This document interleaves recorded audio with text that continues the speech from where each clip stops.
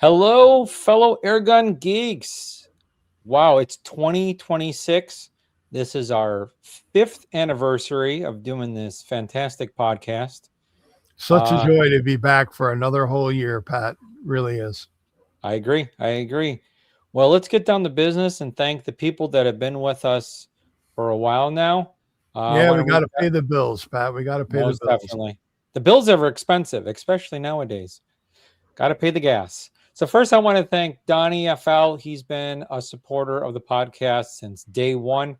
I greatly appreciate all the support that Donnie FL and his team have done over the years in the airgun world and in supporting the Airgun Geeks podcast. And word on the street is possibly supporting the Airgun Geeks with a really cool giveaway this year. Mm. And then we've got Tom over at High Pressure Pneumatics. And if you're looking for a really good online experience and also a really, really nice brick and mortar store experience, Tom has got it going on. It's his passion. It comes through in everything he does. I do urge you to show him some love. He's been on a bumpy road ever since around Thanksgiving of 2025. There were some issues that he faced on a technical aspect that really kicked his business in the jimmies. So, do show some love to Tom. And I'll tell you what, Pat, he's got some killer deals on used air guns that really make my mouse finger itch when I'm looking at those, and I'm like, oh, I'd like to have that. And if you have a gun that you're interested in buying used, you can always call Tom and say, hey, Tom, can you keep an eye out for this? Because sometimes his natural interest might not be aligned with yours, but if you tell him to keep his eyes peeled, he gets people in there every week. So do make that call. Do reach out and show him some support and tell him that the Airgun Geek sent you. Definitely. He's also got a YouTube channel. It's High Pressure Pneumatics on YouTube. He does a video every Wednesday of stuff that's going on at the shop and whatnot. You can ask questions and whatnot too. That's actually how I learned about his used gun selection. Yep. And then that's the whole point why I mentioned it. Yeah. So our third sponsor is Palm Beach Airguns down here in Florida, which I am blessed to work there twice a week. They actually let you in? Yeah, once in a while. Yeah. So I want to thank all the people who have come there and bought because they've seen on the podcast and said hi and have signed up for the podcast and listened. It's been great. The comments have been awesome. One thing to know that if you're down in Florida, Palm Beach Airguns is the only retail-facing brick and mortar store in the whole state of Florida. And we cover all sorts of stuff there. So it's always good to come in. I like to tell people it's a lot like a barbershop, but we don't cut hair.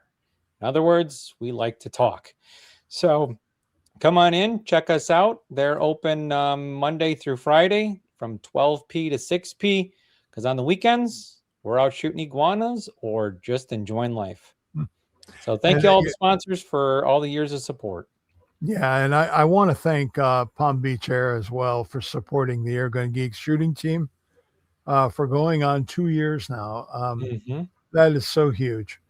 And right now, the QR code for our YouTube viewers, this QR code will take you right to Palm Beach Air, so you can use your phone for that.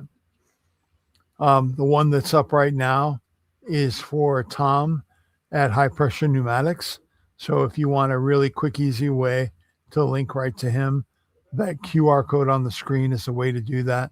Just point your phone at it in photo mode, and that link should pop up.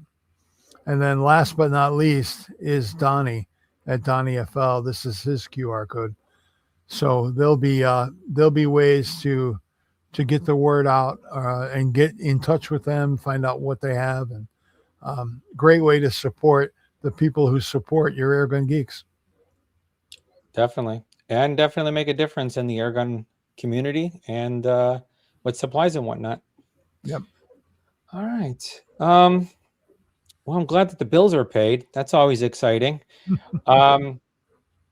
So I want to start with honoring a friend, a fellow competitor, someone who made a big difference in the airgun world as far as aftermarket parts, ideas, brainstorming with people, just a genuine, awesome guy.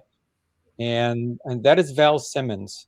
I don't know if a lot of you have heard, but Val Simmons suddenly passed away on February 14th of 2026, which a lot of people don't know. He was born on February 14th, 1954, if I remember correct, same as my mom, and died on February 14th, 2026. So all the times that I can remember with Val, the very first time, it was like I've known him forever. I've shot speed against him with that fantastic FX revolution that he had. We had tons of fun, great conversations. Was just a genuine, awesome guy, and he talked to everyone. And And he was so dang funny. oh, He had a witty comeback or just a comment that would leave you in stitches every time that man spoke. even he wouldn't say nothing. He'd just look at you, and you'd start laughing. And he just made everyone feel welcome. You know, just the stories talking to Thane and whatnot, and just, I mean, him being Thane's dad, you know, and all those memories and stuff. Man, Thane was a lucky young man there to have him. So he's going to be thoroughly missed, but he will never be forgotten. That is one thing. So we just want to take a moment of silence in memory of Val Simmons.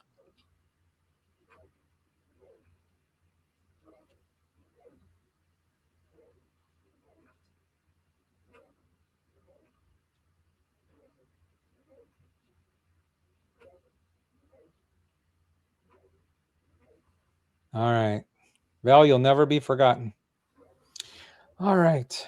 So last time we met up, Bill, was Christmas. And we had a fun little thing going on and talking about the end of the year and playing with air guns. We had a very interesting guest that day. Yes, we did. That was Nibs from Walnut and Steel. Mm-hmm. And he and I got to jawing on about Crossman 760s. And we dragged Pat into a three-way competition. And Pat went into it kicking and screaming. Mm-hmm. But Nibs was kind enough to send Pat a 760 so that we all had the same gun. But Pat argues that his was wildly inaccurate. I'm going to say that after analyzing his video, because I got to do the edit on it for him, I think Pat just didn't watch enough can cuts beforehand to get the nuance of the can cut. Now, there is Pat, a technique. You had a rather impressive score, and by impressive, I mean with a really big dose of sarcasm. And that's not like you. You are a force to be reckoned with when it comes to shooting. And it was almost torturous to watch that poor can just taunt you. What was going on with that day, Pat? Well, I'd used the wad cutters, so I took that down. I practiced with the gun, figured out how many pumps was the best, aka feet per second kind of thing. The one thing I didn't do is I didn't put a swivel on. And that, I think, was the defeat because I couldn't get it to turn. So I kept putting it through the same hole a lot of times. But overall, I mean, I had a lot of fun. It was a lot of work, but it was a lot of fun. So fun fact, Pat, we're actually the can Piranha that I believe you used, I used, and Nibs used on his channel. since that video set, because Nibs did one, I did one, you did one. Since those 3 videos hit, the canned piranha has literally been flying off the shelves. So now if you order a canned piranha, which will hold any can you want, it comes with a swivel that is actually a ball bearing saltwater heavy duty swivel. So it's rated for 150 pounds of pull force. You're never gonna hit a can hard enough to get even close to that. But it does afford that rotation, which you're right, Pat.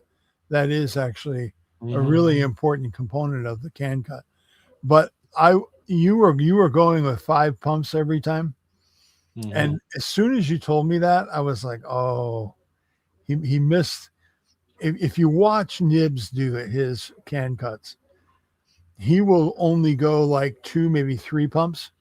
And the reason he does that is because that slow moving pellet, as it hits the can, doesn't punch a hole through it. It actually folds the tab down and tears the can. Oh. So when you go too fast, you get that 177 diameter hole. When you go slow, like painfully slow, like the 760 is really good at doing, painfully slow, you actually get a tear to form. And when you start stringing those across the can and then get your spin, that's how you get a really low score. And I was so close to at least tying Nibs. You're one off. When I was editing, I thought I actually beat him. But when I went back and checked the edit, I'm like, no, there were 3 shots that I wasted. They were not solid contact with the can. If I had those back, then I would have won. But wah. It's all in the crying now. But it, as silly as that game seems, it is a heck of a lot of fun because it's so strategic. One guy actually asked me, Pat, on my video, he said, I wonder if you did a CAD model and put puncture holes of the pellet diameter all the way around it, how many shots that would be. And the answer is like 48. If you could get perfect shots all the way around, and which is impossible with a 760 at any range, it would take 48. So to be able to do it in less than that, and here's the big kicker, Pat. Once you have enough of the material distressed or damaged on the can, don't shoot at the center of the can anymore. If you notice on a can, it's got that heavy aluminum down on the bottom. If you start aiming at that, you'll start to tear that aluminum can down, and that works gangbusters. So had I not taken those 3 shots at the middle of the can and focused more on the base, I think I would have done better. But still, if you look at the overall of this, at people, there's lots of people on YouTube that have done a can cut. That 30, I think Nibs got 31 and I got 32. And I'll tell you, if you haven't tried it, Airgun World, get yourself a can piranha or a piece of string and a fishing swivel. I like the can piranha. It's, you're never going to damage it. It's going to be quick, easy release, but check out the can piranha. All of my new ones ship with a holder for them or the fishing swivel, and get yourself in the game, because it's almost like, I hate to say chess, but there is a strategic element to the cut that you got to keep in your mind.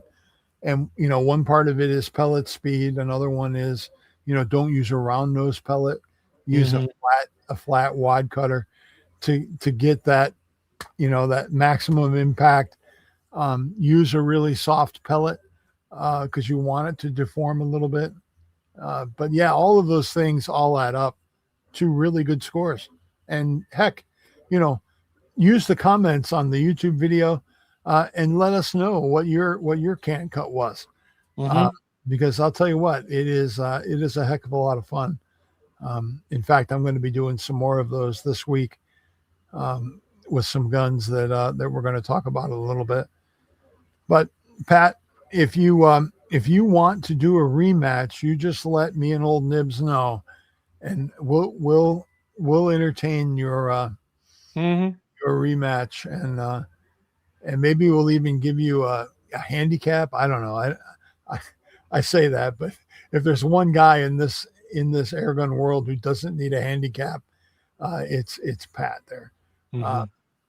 He's a remarkable shot, but he had some wind that day too. That was also one of the things that was affecting not so much the pellets, because at the range you're shooting, wind really isn't much of a factor, but the dang can was blowing all over the place. Yeah. So, we were like 7 yards, so it wasn't that bad. But yeah, the can kept moving. Yeah. What are you gonna do? It was fun, regardless. It was fun. I will say that Nibs did it inside, and I think we were both outside, so that's so we get kudos for that. I'm gonna pat myself on the back. I'll just leave that alone. I shot 50 pellets. That's what I'm going to tell people at a can, and I poked holes in it, and I had fun, and that's what matters. And I did my first video without Bill's help, so that's another win for me. Super huge. And that first video is also on the Airgun Geeks YouTube channel as well, so you can check that out. I did take liberties when editing that, and I did make fun of Pat where appropriate, but it was fun. Well, you picked up on it because I was picking on you two old guys. oh snap. Well, as far as like some new things that you might see me at some competitions with, we had a new airgun come into PBA, which is part of the problem. Working there is like an alcoholic working in a brewery, is what I always say. And new always fun. Was the Taipan /tactical, and this was the shorter barrel. I think it's like 450 or 420. I can't remember right now. I know their long one is the 550 millimeter barrel, which is what I'm looking at. As far as a semi-auto, it's pretty slick. Still pricey, but it's semi-auto. They're all up, above the 2,000 mark. And the one big thing I liked about it, well, there's two. One, the clips, they hold 12, but they're reasonably priced. So that was one thing compared to all the others. We're talking Leshy. We're talking the Mordax, which is by my brain just shut off. Who makes that? Western Airguns. Those are made here in the USA. That's the other thing. And I'm like, And you also got the Karma SLS. But the clips for the Mordax and the Sidewinders, God, they're like around $170, $180. These were like $65. And they have pellet versions and they have slug versions. And they go in and out real easy, which I found pretty cool. And they have a little post that you slide back and forth for the axle, which is also the secondary safety for this gun. Now, the other unique thing is you can decock it. So that's also cool. It does have a trigger safety. The only thing I don't like is the trigger safety. It's backwards. So you pull it towards you to have it off. Okay. But I guess that's not horrible. I will say though, because I'm a fast trigger finger, not trigger pinger. Regardless, you can outshoot the mechanism, which all it does is doesn't cock. So you just got to recock the gun. So, but like I said, one cool thing is you can cock it and you're like, okay, we're done. You can decock the gun and it's truly safe. All the other semi-autos, I mean, yeah, the Leshy you can fold in half, but if you don't and you put it in its gun bag, it's still ready to go if somehow that trigger were to be pulled. So I found that to be pretty unique. It's very light and whatnot, and you don't need a suppressor. If you do want to check it out in action, Rick Reams, Shooter 1721, did a really cool video shooting the 22, and he's shooting the JSB knockouts at 171 yards. Pretty cool video. So I was impressed, but as long as they don't change the rules on speed competitions, I think I have an up on it. So we'll see what happens. So that was a pretty cool thing. I think we might end up doing something on semi-autos, just because there's so many now. It would be cool to just bring that back to the forefront, because I get a lot of questions on them at the shop. So, you know, we'll get geeky with it. And then the other cool thing that Bill did videos on that we had a privilege of was something that Bill and I complain about, or I hear a lot of yapping. I need a sling for my air gun. And then out of the blue, because we didn't make it to SHOT Show this year, we had a fantastic gentleman, Steve Wood. Offer to come to Bill's property, and you could check those videos out. I'm very impressed, and definitely need to be checked out. And the Airgun Geeks might have a little twist on that coming up, but it's called Sling Guru. But check out the other videos that are already out. They go over the whole thing. Bill did pretty good on that. And a real quick on that, these aren't just your average sling. No.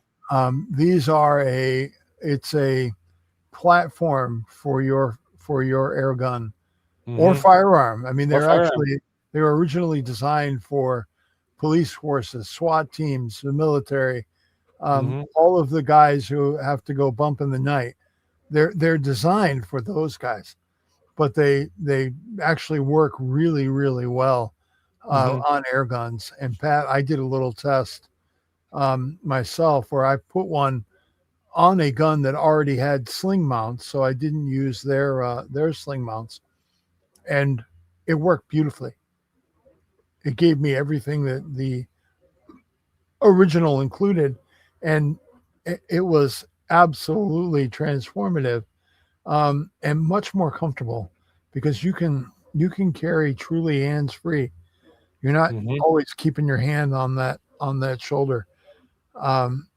And I got to say, it is the most planted way to transport your air guns in the field. If you're just roaming through the woods, maybe checking for some squirrels or whatever, it is a kick-ass way to keep that gun ready all the time. And there's two styles. So there's a single point, three styles. There's a single point, which is really cool for, I do a lot of iguana hunting for like the lighter guns. Be really cool. It's even really cool on my my 300 Blackout, because it's a single point small guy and you just need quick follow up. But then like walking around with like your Impact or my Vixen, it's phenomenal. Yeah. So definitely check them out. Yeah, I'm impressed. All right. So anything new going on with you before we get into the meat of the podcast here? Because I think that pretty much brings us up to speed. Okay. Aside from the new stuff that we're going to talk about here. Okay, cool. All right. So, my favorite things that you always pick on me about, books. I prefer the audio side. But you've sent a pretty good email to me about a book, and it's called American Airguns. That's what it's called. And so I'm not going to lie. I love to read. And actually, when I was a child, I had a really hard time reading. And my father, being a Marine, asked our pediatrician, "Hey, the kid's dyslexic. How can I fix that?" And the doctor was old school, and he said the best thing he can do is read more. As much as I hated reading, you weren't going to get by not doing what the Marine told you to do. that was not going to work well for you. So he made me read, and it was really embarrassing because he would go to the library on dollar book day and literally just shove books in a shopping bag and pay $1 for them, bring them home, and give me the bag and say, "You're going to read these." So he didn't even bother to look at what the books were about. It didn't matter. They could be, coming of age books about women. I'm like, for a 10-year-old boy, this is your suggested reading.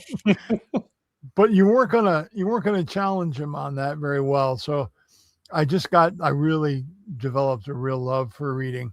And, I always wanted to bring that to the podcast and kind of share what I'm reading about and what my thoughts were on the book. And for those that are listening right now on the screen, we've got a book called American Air Rifles. And this is by Dr. James House. And he's an interesting card. When you read this book, he really does paint the pneumatic pumpers that were popular in America from the 50s all the way up to I would say before the PCP craze kind of pushed them into the shadows. But he will tell you that these were the best air guns in the world.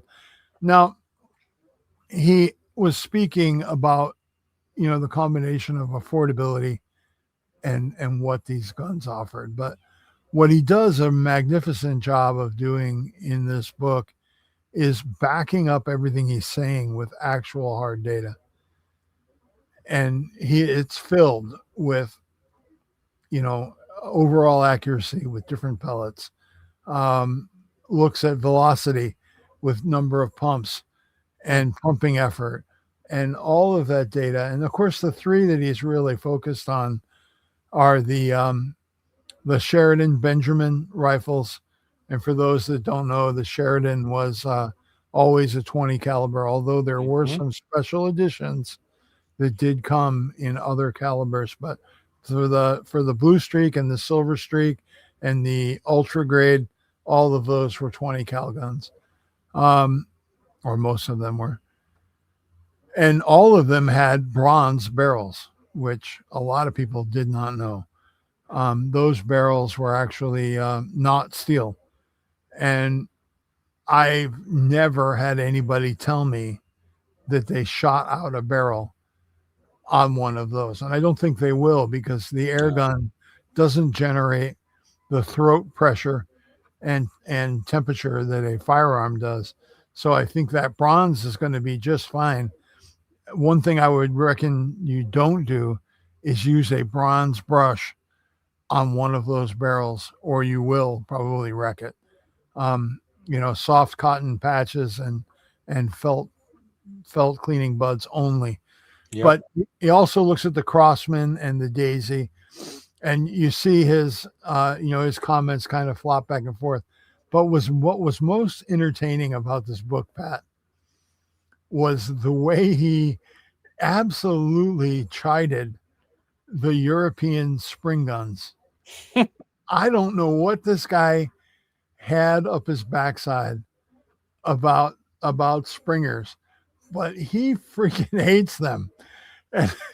And every time he mentions them, he goes into the same things that he doesn't like. Oh, they move around too much after you pull the trigger. Oh, they sound terrible, and all of these things. And I get it. There are springers that are good springers, and there are springers that are great springers. If you've got a YROW 97K, if you've got a TX 200, if you've got a RWS model 4852 or 54, those are all really, really high-end European air guns, and with different stocks, they can get right into PCP price territory. But Pat, the nice thing about both the pumper guns and the springers, you don't need to haul any air around with you.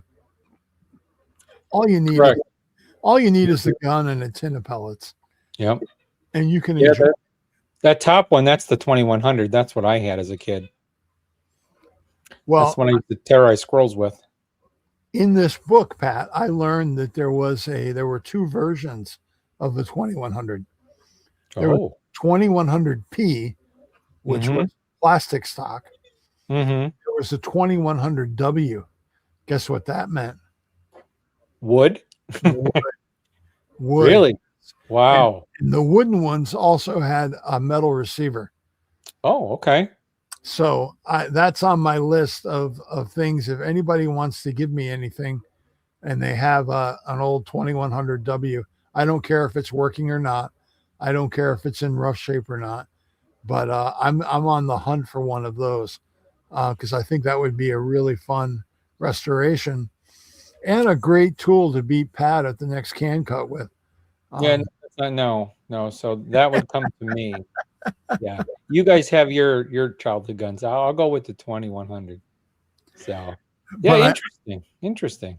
I do have a friend right down in the Carmel Valley area, Pat.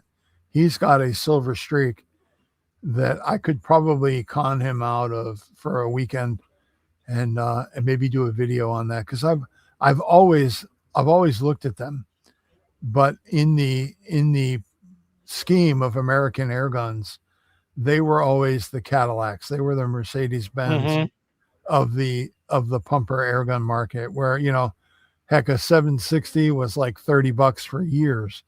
If you were really affluent like Pat was, and you had a 2100, they were like $60. But when you got into a Silver Streak or the Benjamins that happened after the two companies merged, those were, $150, $200 air rifles. They were on a different level.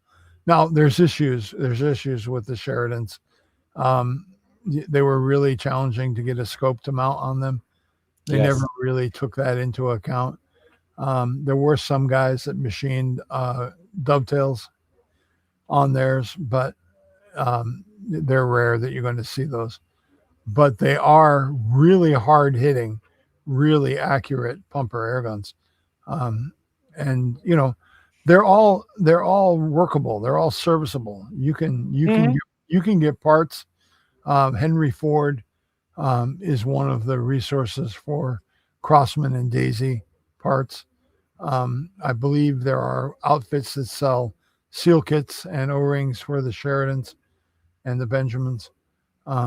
You're going to get your parts through them because I don't think Crossman is supporting any of the old equipment anymore. Yeah, that's with all that's going on with them. Yeah, I'm not sure. Yeah, I'm pretty sure it's all sadness on that side. Yeah, and but hey, we can still get our hands on these things. We can still get them working again and make them part of our airgun journey. But yeah, that's my book review for today. This book, it's dated. I mean, I'll give you that, but it's dated in a fun way where you can look at it and say, this guy hasn't heard of PCPs yet. Yeah. It's nice to go back in the past a little bit. It is. And the data is really good too. It really gives you a way to look at things if you like looking at the data and making up your mind based on that. This book has got it. The appendixes in it are really good. And it's full of pictures of him, his grandkids, all out in the open mountain areas of Wyoming and Montana, just blasting things with air guns.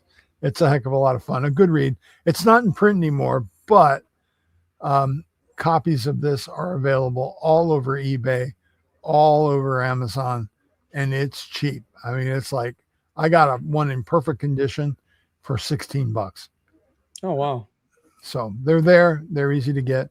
And my next review may be on a book about the mental aspects of field target. If Pat and I can unearth it, we're like a couple of internet sleuths. I found out about this book and I got an early copy of it. I think I still have it on my tablet because I got it as an ebook. But then when Pat and I went to find it before we filmed today, it's gone. No, like it never existed. Could it So be the Mandela effect? it could be that Pat and I are both suffering from a cerebral brain hemorrhage, and it never really existed. But I actually I've corresponded with the author, so it's a really livid, accurate or detailed delusion, if that's real. I know. I was just going to say, didn't you talk to the guy? I did, and he was amenable to coming on the podcast. So I'm hoping I can get that sorted out with him this week. But yeah, hopefully this is going to be a regular segment on the Airgun Geeks, and we're going to talk about what Bill is reading or what Pat is reading, even if we can find it in audio. But this book wouldn't have been very good as an audio book because him reading all those data tables to you would probably put you to, while driving a car. Yeah. Interesting. All right. Let's see what else can.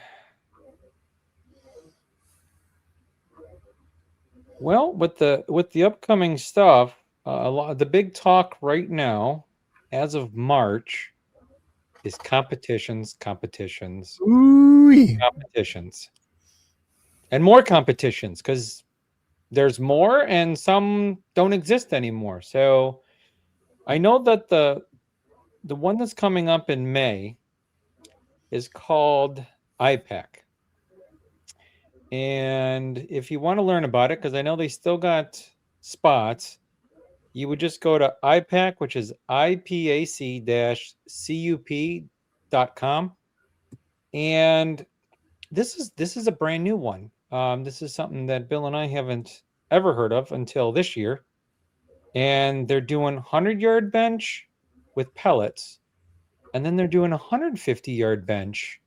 You could use pellets, but they're saying you can use it's for slugs. So we'll see. You would be crazy to shoot slugs or not use slugs in a 150-yard. Yeah, I agree. Outdoor range. And then they're doing a PRS, but I know that the PRS competition is sold out. The 100-yard and 150-yard is not. And that's as far as I know, that's down here in Florida. So it's a little northern Florida. And like I said, May 6th through the 10th is that one. So that's a first anniversary. So that'll be interesting. Then the second one that would be coming up is the infamous RMAC, the Rocky Mountain Airgun Challenge. As far as I know, registration hasn't opened. And when I looked, it is supposed to open. It said countdown's like 15 days. So I guess that would be March 30th.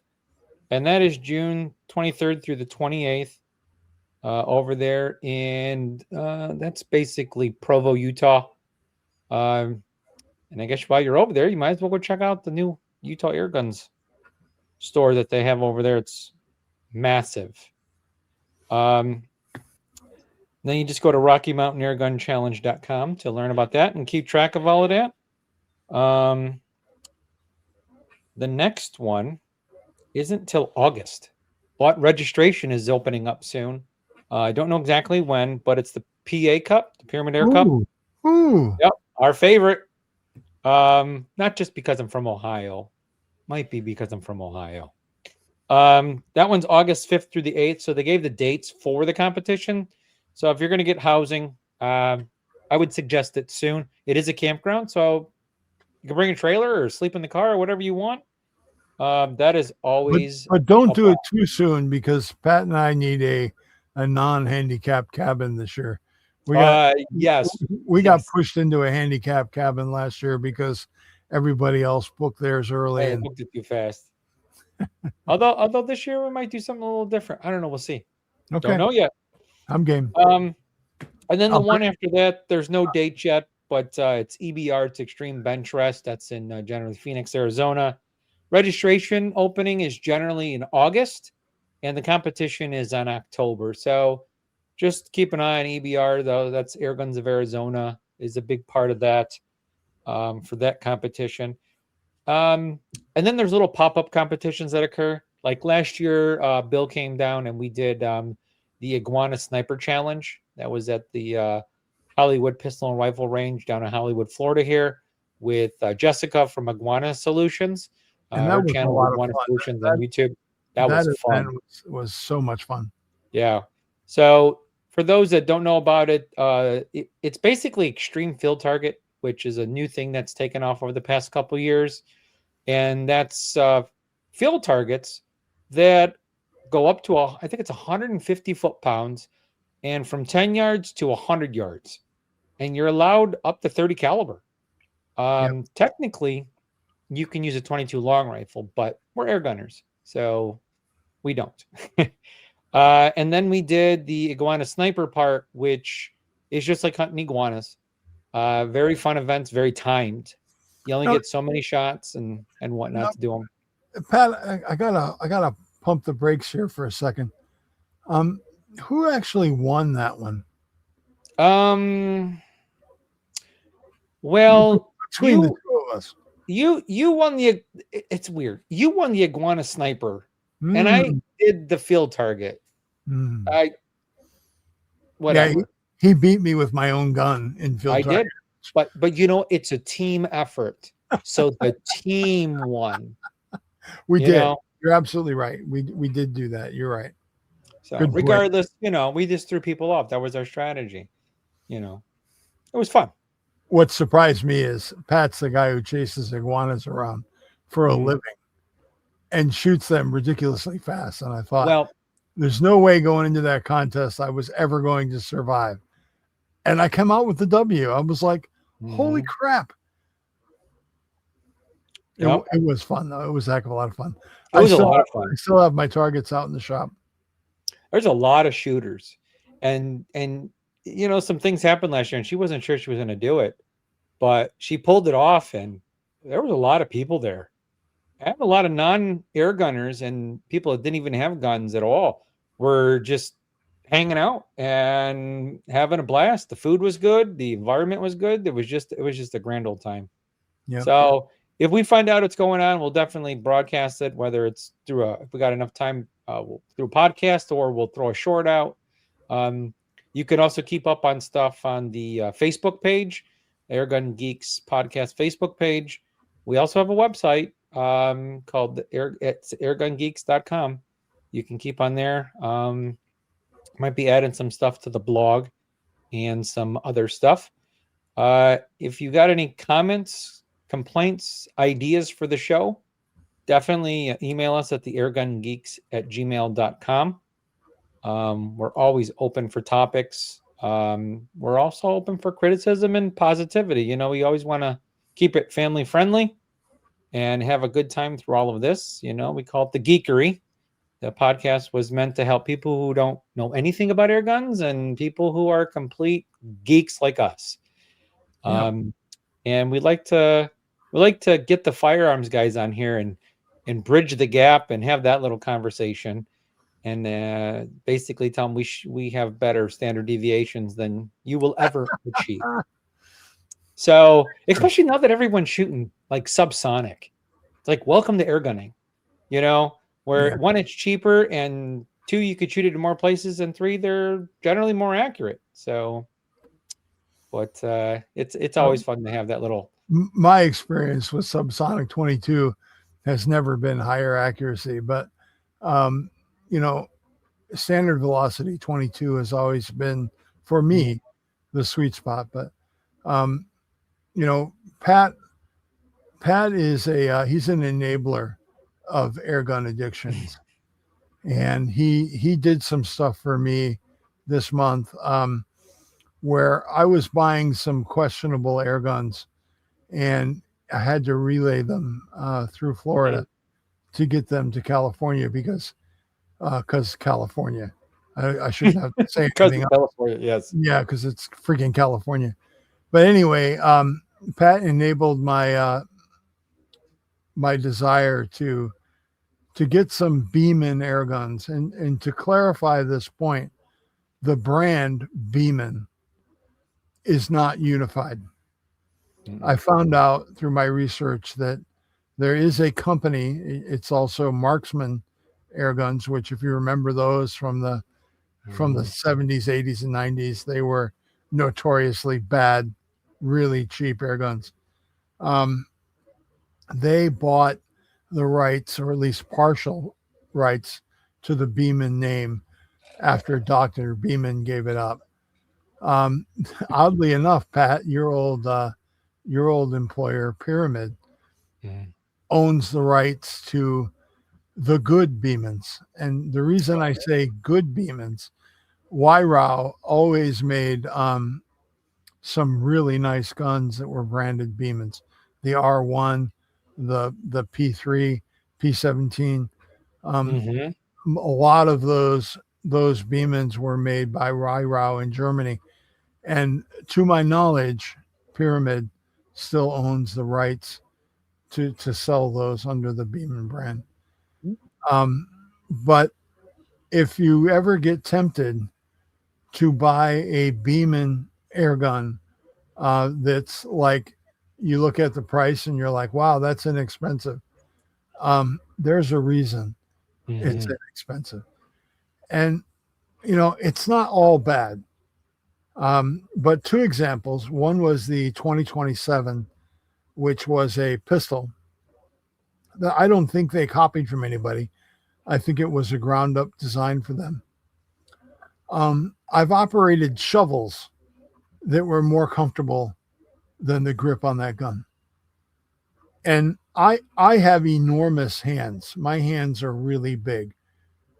And that grip on that pistol is actually a little too big for me. And our friends over at what's the name of the company, Terry, that does all the 3D printed stuff? Buckrail. Yes, Buckrail.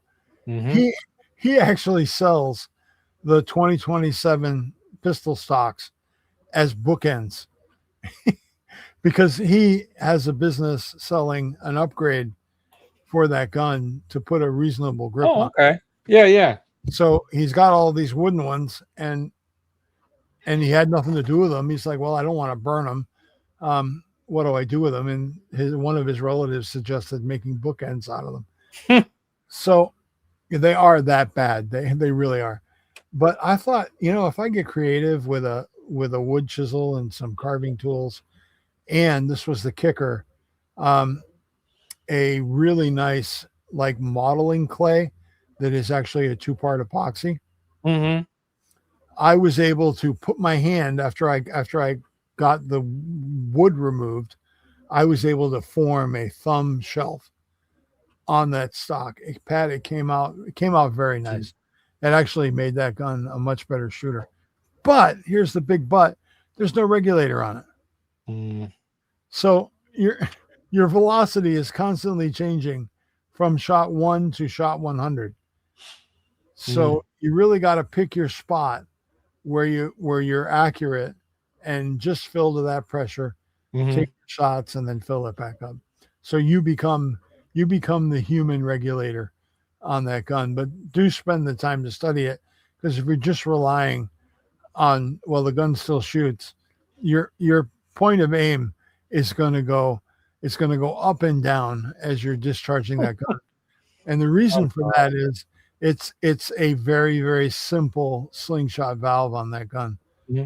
So when you release it, the hammer is going to hit and you get X amount of air out. So as that pressure drops, you get more air out of it. So when the pressure is high, your velocity is low. As the pressure goes down, you get this increase in velocity, which is totally backwards to me.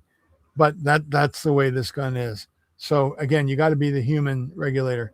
The other issue with it, the magazines are absolute rubbish. They're not timed correctly.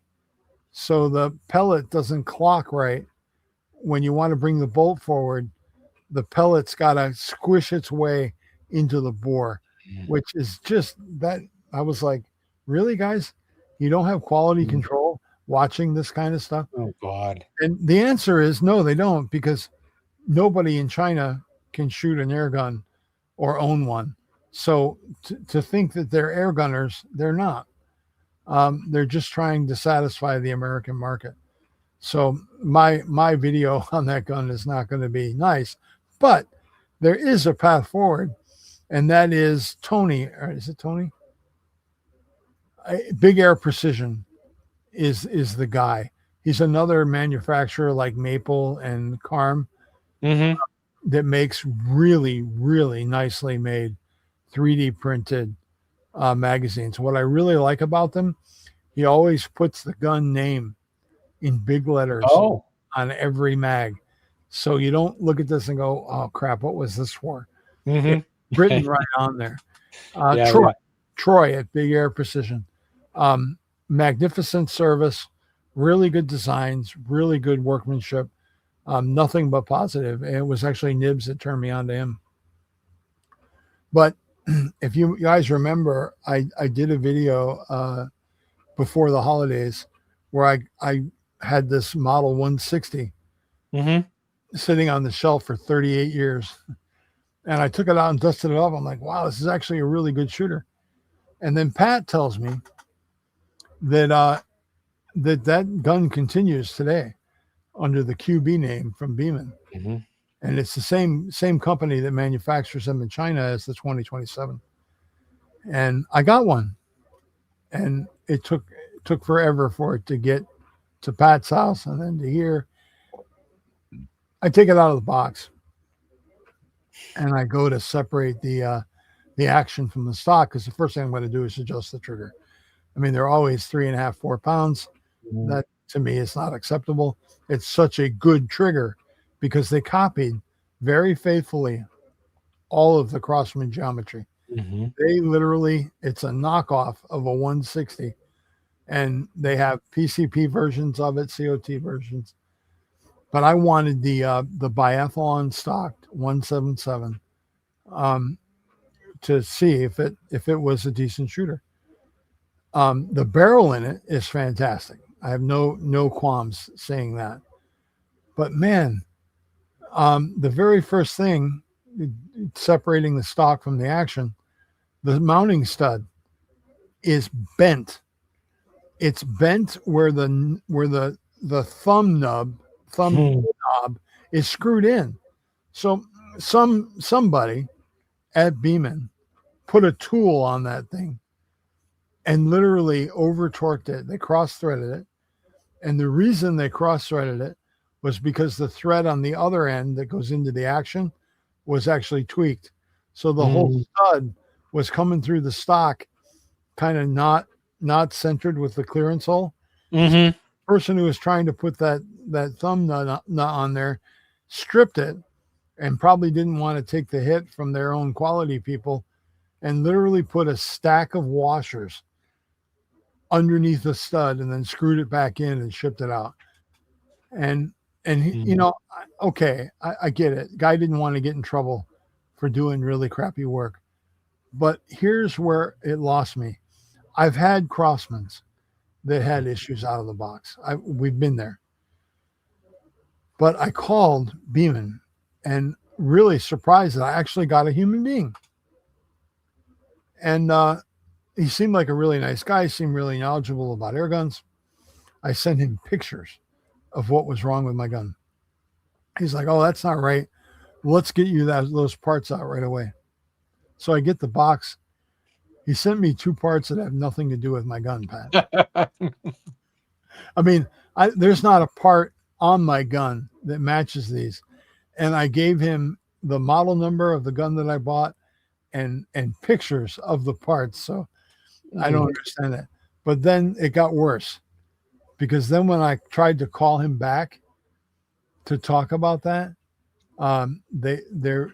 nobody at Beeman will answer the phone anymore. Nobody's answering emails again. So I'm like, well, okay, now I know why they've got the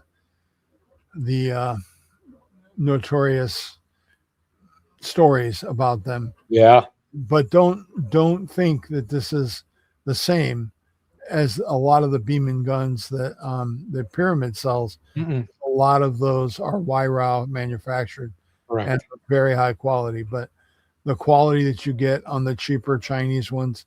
You know, if you're good with your hands and you can fix these things, and I'll tell you what I had to do, Pat, because they didn't send me the right bolt. So I literally had to mount it up in our lathe, the Airgun Geeks lathe. I mounted up that stud in there, and I got the nut to come off. And thankfully, the nut was much harder than the stud. So I was able to fix the threads on the nut. And then I was able to cut the end of the bolt off and then recrown the end of it to get the thread to engage correctly. Yeah. Bent it to fix the reason it originally failed, and got the gun back together. But I was kind of bummed that Beeman didn't even try to send me the correct parts. And if you didn't have a lathe and a way to do all that work, you would have just been out of luck. I mean, now luckily I did get it through Amazon, so the return would have been pretty easy. But this is way too much work. Correct. To make a gun shoot, the way it should have. And the more I sat there I spent like 4 or 5 days working that stock on the 2027, and I thought this was a gun that was designed by some guy in marketing. Literally just, Americans have big hands, let's make the stock really big. Well, somebody who's not 6'3" and 300 pounds is not going to enjoy this at all. And that's true of Terry at Buckrail. He makes an actual 45 Colt 45 style grip for it, which is much, much better. There's just simply no reason for it to be so big. And the styling of it is clearly Asian inspired. I like my restructured look on it. I think, and because it's molded to my hand, it is really good. But yeah, that's my take on Beemans. Buyer beware. Caveat emptor. Proceed at your own risk. But understand that you may get an absolute POS, and you may have some work to do if you want to keep it. I opted to keep both of mine. I plan on refinishing that stock. It's got a really, really crappy finish on the stock. So I think I'm going to be sanding that down and giving it some true oil. But yeah, they're fun projects, but a new air gun shouldn't be a project. No, it shouldn't. Gives a bad experience. Yeah. But that brings us up to date. I think, Pat, I do have some interesting stuff that I've been working on. One of them is a pellet dispenser. Ooh. That you wear around your neck. So when you're in a field target match, you just twist this knob. And as each click is going to dispense one pellet out of the magnet. Wow. And they're all protected, so they're not rattling around against each other. Each one has its own chamber in there. Now, I didn't design this one, but I did redesign this one. This one holds 50 rounds, which if you're shooting in a Grand Prix isn't enough. This one takes it up to 70.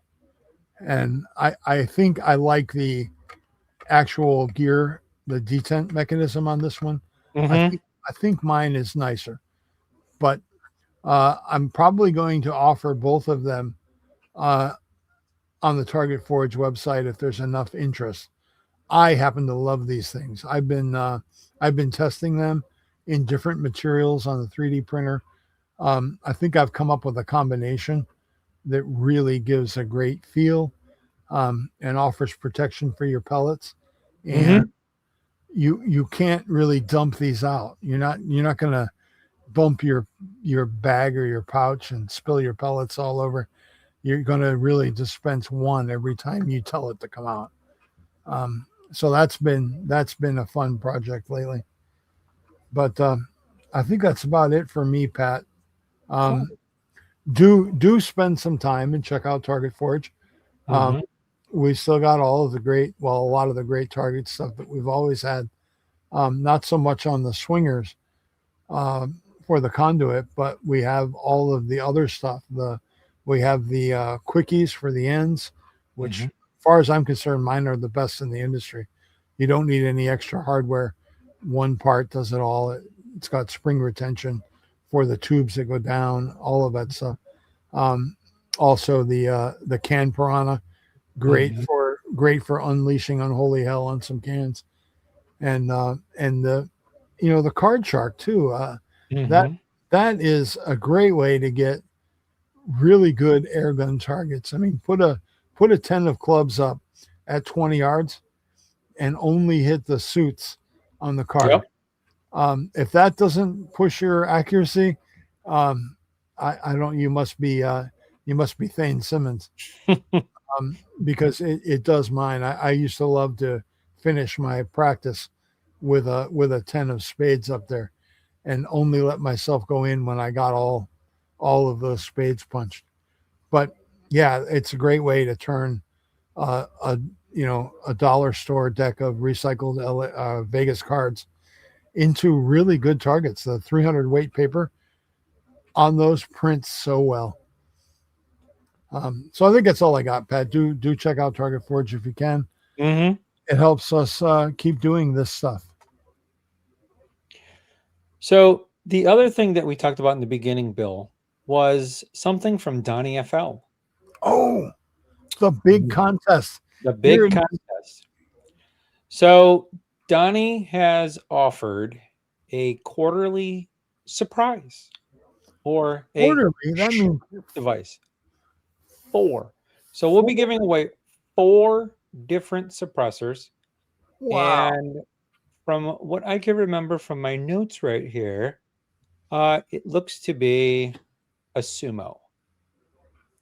So the requirements for this is to go to YouTube. You have to like and, of course, comment and subscribe to the podcast. That's just the Airgun Geeks podcast. If you want to do the Target Forge one too, because that's also where this is broadcasted at, you can. But it has to be on the Airgun Geeks. In order to be entered in the contest, you must do it Mhm. on the Airgun Geeks. So Correct. don't even worry about the Target Forge one. Go to the Airgun Geeks, Mhm. subscribe, like, and in the comment put the number sign, the pound sign, Donnie FL, Correct. all lowercase. So number symbol, Donnie FL, no And then spaces, all lowercase. our next podcast, we will announce the winner. So you have till April Fools, April 1st, to enter. Other than that, that's it. Any final words of wisdom, Bill, before we work our way to the end? No, springtime is here, my friends. Get out, fly some pellets, have some fun, Mhm. get in some trigger therapy. To me, it's one of the best ways to actually have a Zen experience, because if you don't think marksmanship is meditative, you're doing it wrong. I hear you. And if you're down here in Florida, I'm generally at Palm Beach Airguns Mondays and Fridays from 12 to 6. Stop in, check out the place. Love to meet everyone. If you're listening on Apple Podcasts, please give us 5 stars and a review. That's definitely appreciative. If you're on any other forum, iHeart, whatever, please leave a review. 5 stars. We greatly appreciate it. Of course, check out the YouTube channels. Join the Airgun Geeks group page on Facebook. And if you got any things that you want to tell us, you know how to get a hold of us at airgungeeks@gmail.com. And with that, like always, stay